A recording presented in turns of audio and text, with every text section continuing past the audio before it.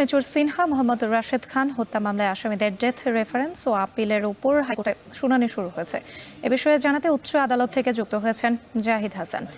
জাহিদ, আসামিদের death reference ও আপিলের উপর হাইকোর্টে শুনানি শুরু হয়েছে, এ বিষয়ে এই মুহূর্তে ঠিক কি তথ্য রয়েছে আপনার কাছে জানতে চাই।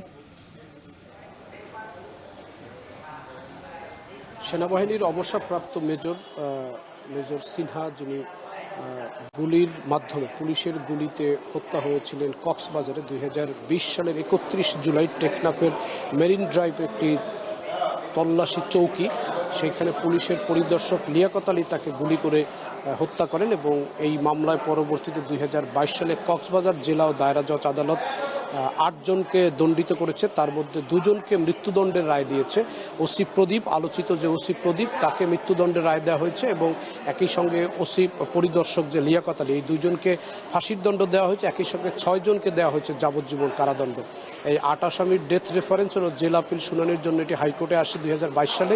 এটি অনুমোদনের পরে, এর পেপার বুক তৈরি হওয়ার পরে আজকে বিচারপতি মুস্তাফিজুর রহমান ও বিচারপতি সগির হোসেনের যে হাইকোর্ট বেঞ্চ, সেই বেঞ্চে এটি শুনানি শুরু হয়েছে বেলা 11টার পরে এবং সেই শুনানি এখন চলছে এবং আজকে প্রথম শুনানি শুরু হয়েছে, প্রথম দিনের শুনানি, এবং এটি শুনানি চলবে বেশ কয়েকদিন। এরপরে এটি রায়ের জন্য হাইকোর্টের বিচারপতিরা দিন ঠিক করবেন। বিচারপতি যেই কোর্টে এটি শুরু হয়েছে, এই বেঞ্চটি বিশেষ একটি বেঞ্চ এবং এই বেঞ্চটি মূলত এই মেজর সিনহা হত্যা মামলাটি নিষ্পত্তি করার জন্যই এই বেঞ্চটি ঠিক গঠন করা হয়েছে এবং এই বেঞ্চে এই মামলাটি অতি দ্রুত সময়ের মধ্যে নিষ্পত্তি হয়ে যাবে বলেই রাষ্ট্রপক্ষের আইনজীবীরা জানিয়েছেন এবং তারা এটি গুরুত্ব বিবেচনা করেই এই মামলাটি শুনানি করছেন।